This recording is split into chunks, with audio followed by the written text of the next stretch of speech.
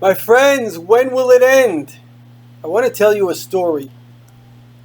What I'm going to say is maybe very harsh, but there are certain times in life that are very, very dangerous. Aristotle said, big problems come from small problems. If we don't address serious issues now, rest assured, they don't get smaller, they get bigger. So if big problems come from small problems, catastrophes come from big problems. So, the Holocaust had killed 3 million Jews in Poland. That's one country, never mind Ukraine and the millions that they killed when they were going into Russia. We've discovered archives, it's not 6 million, it's 7 million. Nazi groups came and they just murdered and put people in mass graves. Bastards, unbelievable, sadistic, horrible, evil, sick people. Now, there was a Rebbe. These people saw things from another way. They saw from the godly light. And he said to the Jews of Hungary, the Jews of Hungary were cultured, they were sophisticated, like we are today. We think we're very smart. And he said, guys, do teshuvah, return to God. Put upon yourself a protective shield. The first blessing we say in Shemoneh Esrei is Magen Avram, the protector of Abraham. God protected Abraham. He didn't let anything happen to him. Isaac, Jacob, he protected them. My friends, the Jews, and again, I lost a lot of family in the Holocaust. God forbid I'm saying anything bad about anyone. They were great, holy, pious people. However, the point is, we have to understand, as the Rambam, one of our greatest saints, says, why do we fast? We remember tragedies. Why do I have to remember? It's a tragedy. Why should I remember it? Judaism is always forward thinking. But in order to go forward, sometimes you have to remember your mistakes.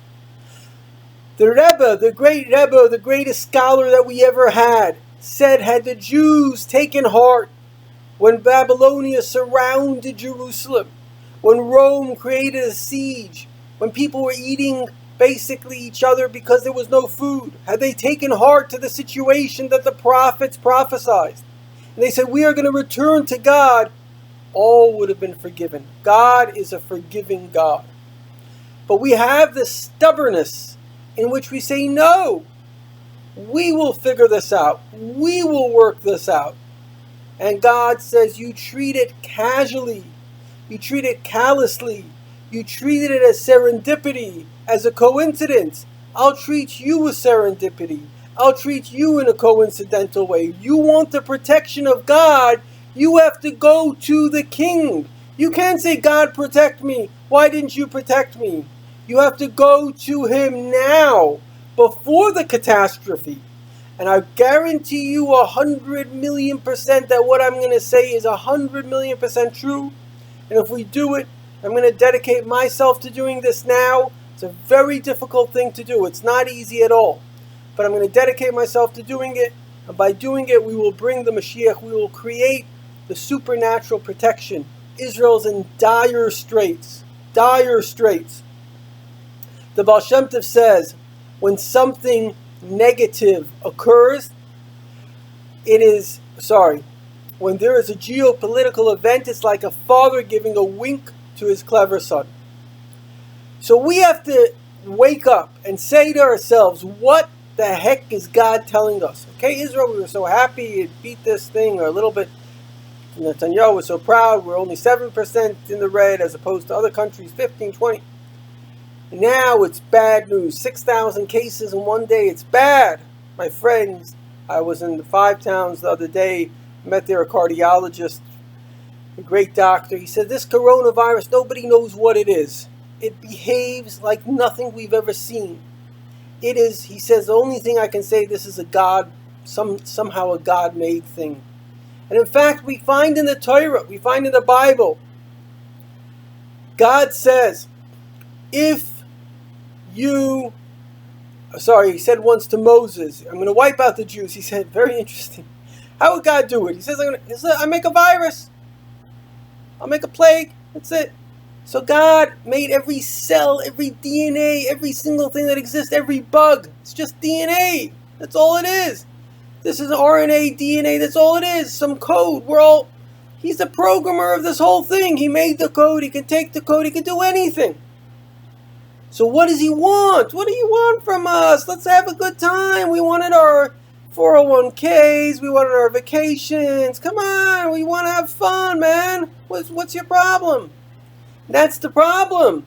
The problem is that this world was not made so you and I can go to Disneyland. It wasn't made so we could have a nicer car. It wasn't made so, God forbid, I can brag about my, fancy suit or tie. That's not why the world was made. The world was made so a couple of things. Number one, that we can self-develop. The Holy Baal Shem Tov, the greatest Jewish master, was a reincarnation of Saadia Gaon, one of also the greatest Jewish masters, said, the world is made so we can self-develop, so we can grow. And there are two types of problems to growth. This is what we say every night before we go to sleep. We say, V'chaser satan milfanenu machrenu. Take the satan from before us and behind us. What is the satan? Satan means to change the way. By nature, it's of course, you're going to do the right thing. But how do we get on the wrong path? Because either we have behind us, we've got these anxieties, we got what are people going to say, or it's in front of us. I have this desire, I have that desire. So you got to shut back the behind and the front and focus on what is real and present now. And I want to focus on three things. And these three things are very interesting things because we all know, they say, two things are definite, death and taxes. But you can escape, to some extent, death. One of the things that happens when a person dies is the body gets eaten by worms.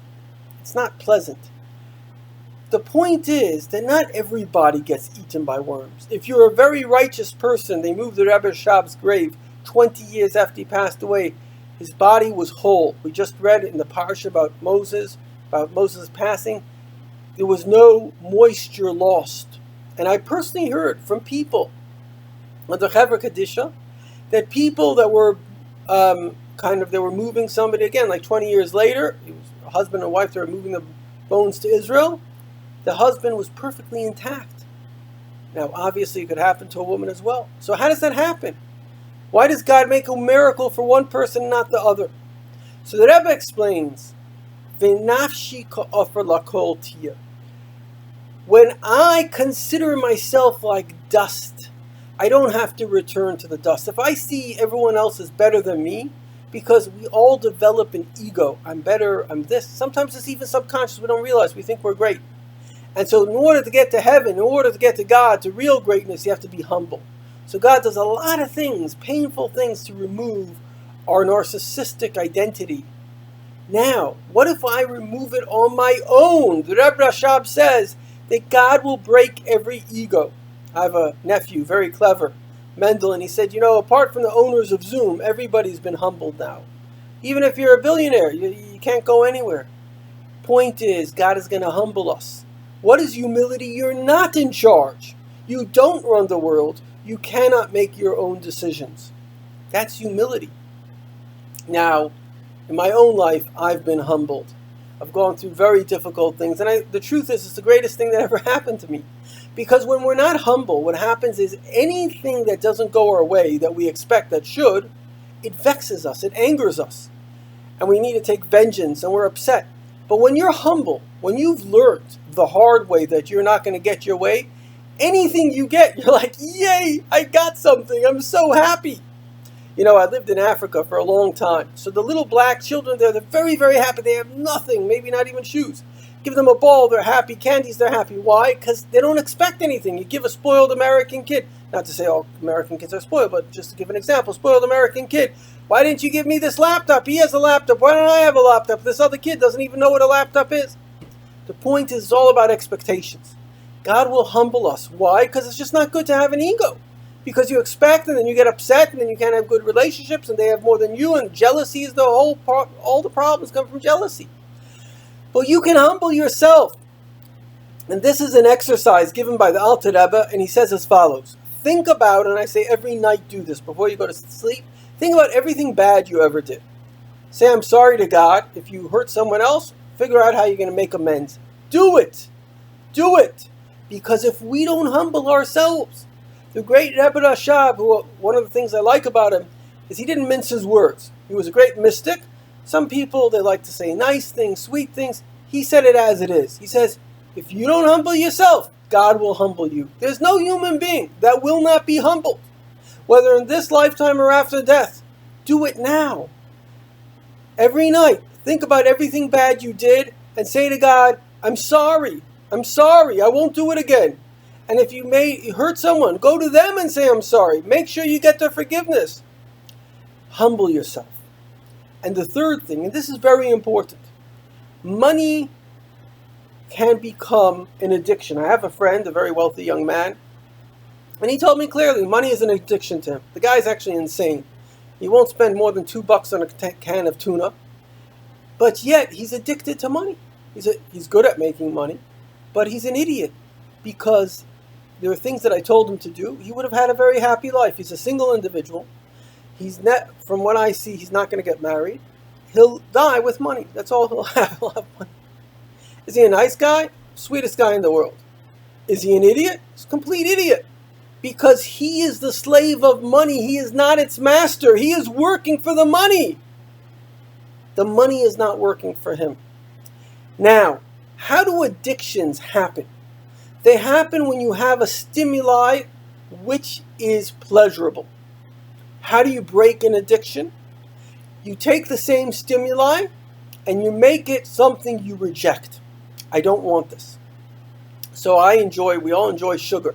I once heard a lecture from a doctor on food. The first thing he says, I'm a sugar addict. We're all sugar addicts because it makes us feel good. So how do you reject it? You say, no, I hate sugar.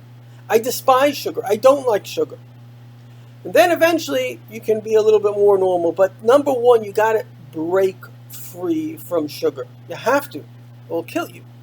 And the same thing is you have to break free from your addiction to money. Now, it's very important to understand that money is a very, very good thing. Money, we should all have as much money as we possibly can. But we shouldn't be an idiot. We shouldn't think that I'm going to die with money. What's the point? Someone once came to the previous Lubavitcher Rebbe, speaking about the charity he's going to give after his death. He says, give it in your lifetime. Why can't you give it now? You look at a guy like Warren Buffett, perhaps one of the richest people that ever lived. He gave the money away. Bill Gates, he's busy giving away money. It's unbelievable. Why? They're smart people. They're doing something useful with money. So again, you can't say, I'm not going to make money. You have to have money to live. But you can say, I'm not going to squirrel away money. I'm not a squirrel. I'm a godly soul sent to make the world a better place. And where does it begin and where does it end?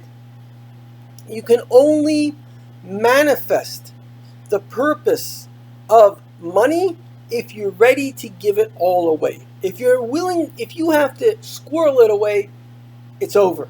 You've already bought into the addiction. And therefore my resolution is we're starting a new year. Please God will bless me with a lot of money and I can help a lot of people, including myself and family. But any money I have, there's a 1 month, it's called Elul, the last month we're meant to think about our deeds. By the end of that month, I will have no more money in my bank account. I will be at zero.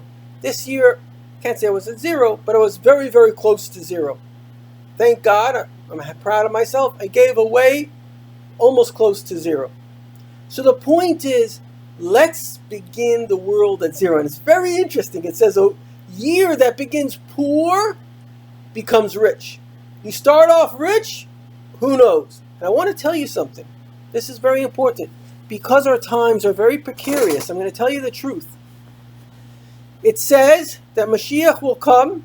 It says before Moshiach will come, money will become worthless. You know what that means? All your assets, everything you own, it will be worthless. However, the Rebbe says, you've got a solution. Give it to God. And because we're in a very serious situation, what I will say Now, I mean, I'm not a guy with assets, so I can't exactly give my assets. But if you have assets, I would say to you right now, give it 100% to God. Now, it doesn't mean you shouldn't have an income, but you are no better than anyone else. It is a sin to live in luxury when another person lives in poverty. This is not hocus pocus stuff. I'm telling you basic Jewish law. It is a sin to eat steak when another person does not have the basics. Now, you may think, sometimes I meet wealthy people. They're so out of this reality, they don't know what's going on. Every Jew is rich. Really, every Jew is rich. In Israel, now it must be double. But government statistics is 1.63 million people are living below the poverty line, a poverty line of 4,000 shekel, which is like $1,000 a month. These are small lines. 80% of the poor are working poor. You know what that means? They're working a full job. 50% of the salary goes to pay for homes. We're talking about a catastrophe. 800,000 children below the poverty line. It's a catastrophe. And we have an organization that the government has partnered with, the oldest charitable organization, Koil Chabad. You can check it out, koilchabad.org. And they are willing to distribute food to every single Jew in Israel. I try to help them the best that I can. And it's a legit organization. And most of the money, I would say, from all the, kind of overhead expenses, they're from the least. It's very, very real, very dedicated. As we speak now, they're serving over 120,000 seniors every single day. This is real. However, they don't have the means. When I spoke to the director of the food parcels, it's amazing. They give out food boxes, and it's based on the government social workers. They're the ones that determine the people that are the poorest of the poor, and they give from the social workers. The organization just distributes the boxes, and they give a gift card of 250 shekel. You have to understand what this means. 10,000 families they feed a month of this gift card thing and the boxes. There's 100,000 families in need. That means 90,000 people every month are without food. It's not a joke. And how can we sit with billions of dollars? Some of us, I was a rabbi of a resort town. There were millionaires and billionaires around our Shabbos table. Some of us are sitting with billions of dollars while other people do not have food. It's insane. So I'm saying it now. I'm saying it very clear. And you should know, if you're listening to this, everything comes from God. It's not random. So God is telling you a message. The whole world economy can disappear. Everything you own can disappear, except if you give it away. If you today go to Koil Chabad, you come to me, I'll hook you up if you want, send you straight to the director, etc. You could even decide exactly where you want to give it. You can say, I want to give this town this. You can go to the individual and say, I want to give that person $50. They'll make it happen. I personally will work with you to make any project in Israel happen. But the point is, give it away now. Give all your money away. Now, it doesn't mean you shouldn't have for your family. If you have a lifestyle of $100,000 a month, keep your lifestyle. But don't keep $1 billion in the bank. Don't even keep 100 million, and don't even keep $1 million. You see, what happens psychologically is that the more we increase our lifestyle, the more insecure we become. And we begin to think that unless I have $100 million, I'm not safe. You know what? You're only safe because God gives you money month after month. Most people live month to month. They can't afford to lose anything. So you can also live month to month. You don't have to live with $1 billion in the bank account. It's just that simple.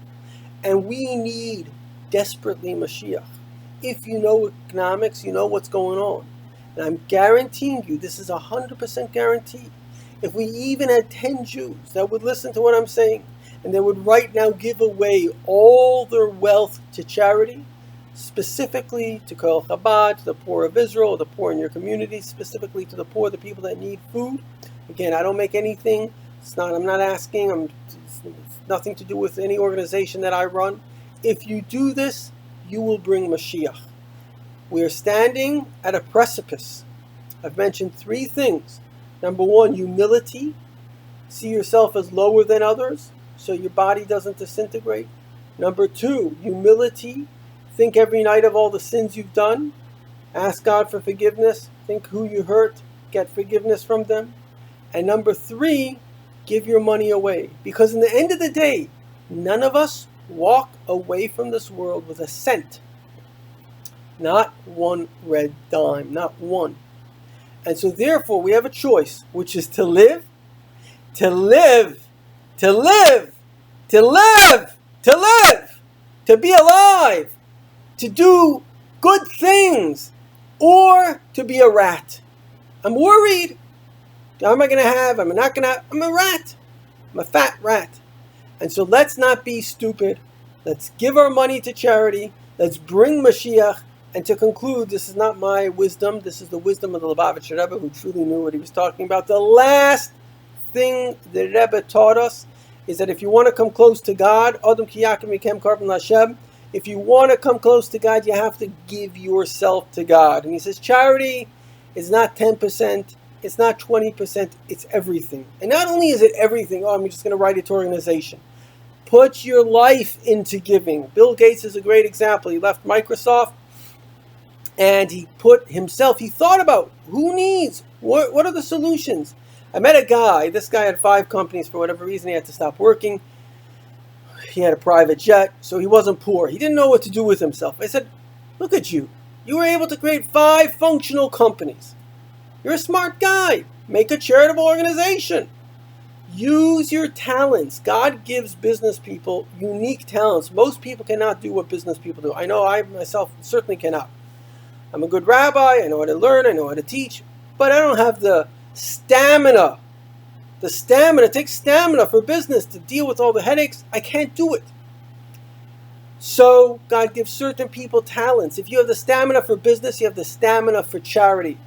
You can focus on where that money is going to go and how that money is going to impact. Again, you can go to Koel Chabad. I can hook you up. You can go to the directors. I spoke to Rabbi Duchman. I spoke to him directly about this. He said, if you have a specific project, we'll make it happen. You have an organization that will make it happen. So, make your life matter. Bring Moshiach. Do it now.